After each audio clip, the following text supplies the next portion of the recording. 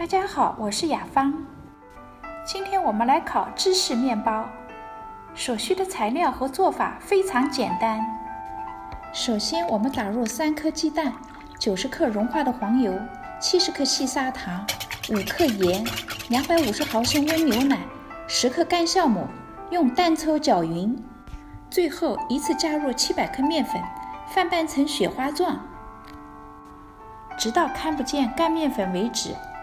我们先把面团盖上布，醒至10分钟再来揉。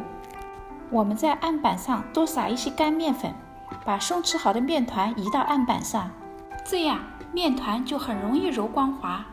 我们把揉光滑的面团再放回容器里，盖上布，醒发1个小时。我们取出醒发好的面团，用手背多揣几下，排出空气。我们在案板上多撒一些干面粉，把面团移到案板上。不用揉，我们把面团的边缘往中间收，用手按压，排出空气。把面团整理好，然后再分成2份。我们取出1份面团，两面都要撒上干面粉，再稍稍的整理一下，准备用擀面杖擀开。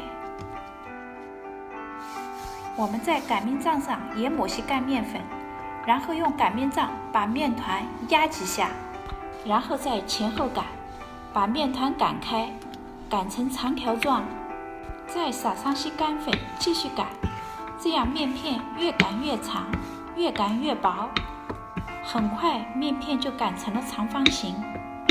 把边缘修整一下，厚度要一致，半个厘米厚就可以了。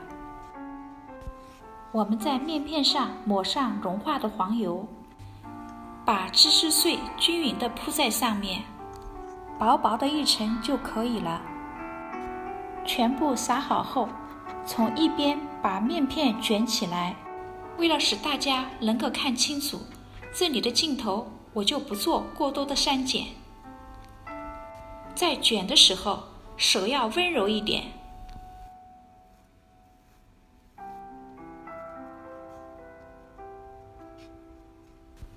接口处要捏紧，在案板上再搓圆。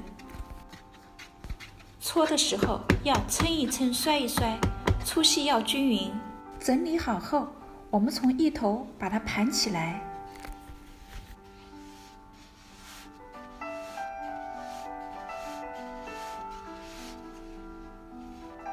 最后把接头捏紧，这样就做好了。